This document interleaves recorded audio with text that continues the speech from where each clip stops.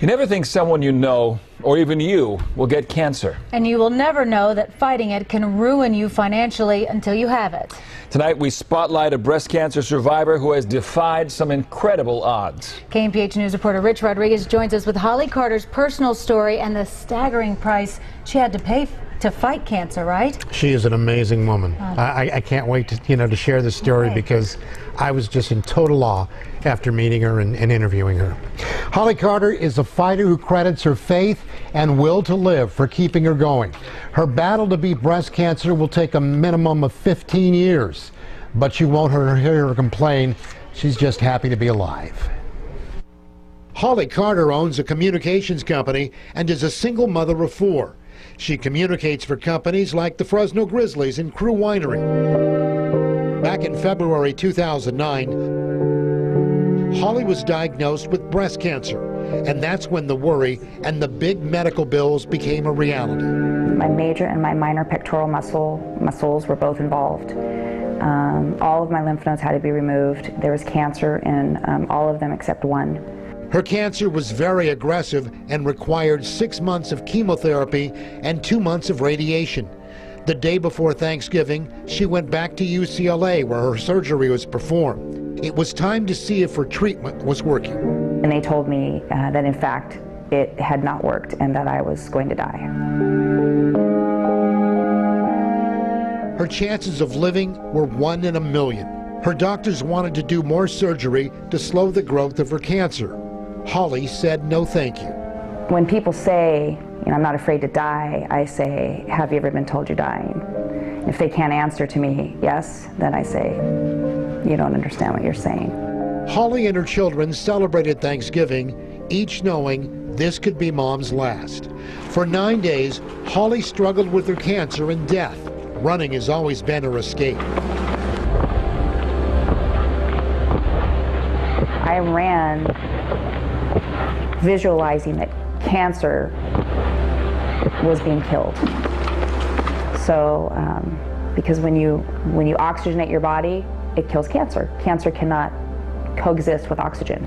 Reflecting on 40 years of life, she admits she made some crummy decisions. She pleaded with God for one more chance. God is God and I am not, but I really felt God's grace, and I really felt the presence of the Spirit, and I really felt that I was going to be given another chance. And so I began to tell people that I was not going to die. After 9 days of being on death watch, Holly Carter was convinced she wasn't dying. She went back to her doctors and ordered them to review her medical charts. And the phone rings. And the doctor says, Holly, how are you? And I said, well, I don't know, Doc, how am I? He said, you're fine. So they made a mistake. Holly went from terminal to 50-50. Odds Holly says she can live with. Holly had medical insurance, but her out-of-pocket expenses to date teeter on 6 digits. I stopped counting this morning when I got to $98,000 out of my pocket. That's not counting the monthly visits to UCLA and the gas and the depreciation and the meals, and that's not counting garments that you have to wear. Oh, insurance costs? Oh my goodness. I'm a $1 million baby. It's taken a small fortune for Holly to fight cancer.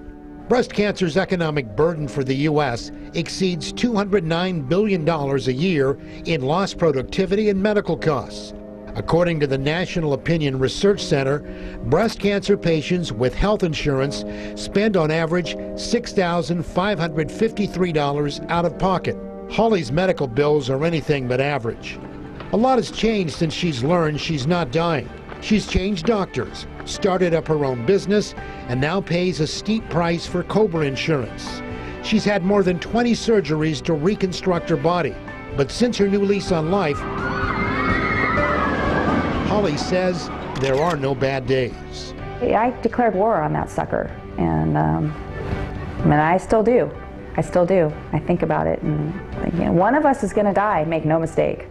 One of us is going, and I'm betting it's going to be you, because I'm planning on living. Holly has no current signs of active cancer, but her doctors tell her she won't be in full remission for 15 years. What amazing resilience. And she looks so good, too. She really does. Yeah. Seems strong, very strong. She says that the toughest part is she has to have a PET scan every, I believe, like 6 months. And PET stands for positron emission tomography. It's like, you know, MRI. And she says days before, she calls it going to the island because people try and tell her, hey, it's going to be positive. She goes, but when you have to live with it and when you have to go face it, and here's a guy in the white coat who's going to tell you it's good, or you're going to hear again, it's not so good. Yeah. There are people everywhere tonight. Everyone's affected by this. Yes, yes. I mean, we all know somebody with cancer, and it's people like this who fight on. It's encouraging for everybody. Thanks, Rich. Thank you, Rich. And Holly calls her duel with breast cancer a miracle and adds that she never considered suing her doctors for their misdiagnosis.